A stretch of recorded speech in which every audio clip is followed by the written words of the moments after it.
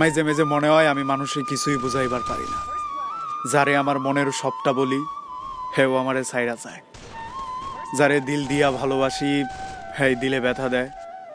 যার লাগি আমি সব করি, সব কিছুর বিনিময় তারে চাই, এত কিছুর পরেও হেই মানুষটা আমারে ছাইরা যায়, অবহেলা করে। আসলে দুনিয়াটা অদ্ভুত। সময় ফুরাইলে আমাদের হয়তো অনেক কিছু পূরণ হয়ে যায়। চাকরির অভাবে যেই মানুষটা আমাকে ছাইরা যায়, চাকরিটা একদিন ঠিকই হয়ে যায়।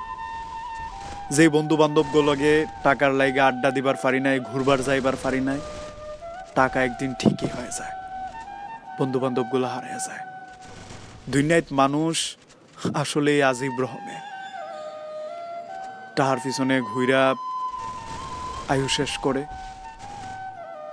আয়ু কইমা আসলে টাকা হয়ে যায়। এই টাকা দিয়া তখন কিচ্ছু করা যায় না।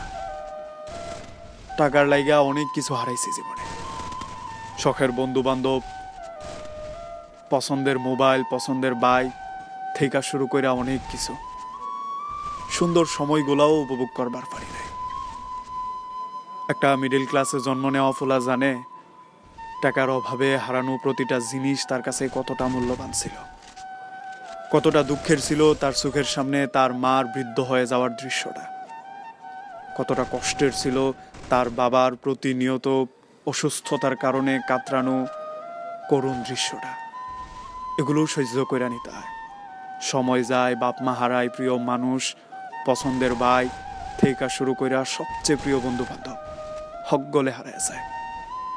এরপরে কপালে হয়তো টাকা ধরা দেয়, কিন্তু এই টাকা দিয়া তেমন কিছুই করা যায় না। এটাই জীবন, এইভাবেই চালায় নিতে হয়, মাইনা নিতে হয়।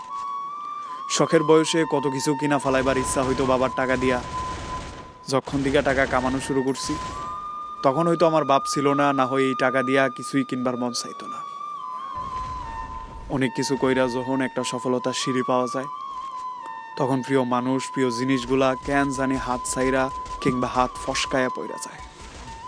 এগুলোরে আর বাড়ির চালান দিয়া খুঁজাও পাওয়া যায় না। এগুলো থাকে না, এগুলো আর নিজে গড় হয় না, এগুলো আর কখনো নিজের কইরা লওয়া যায় না। সময় থাকতে সাধন কইরাও আমরা এক জীবনে কিছুই করবার পারি না। এটাই ভাগ্য।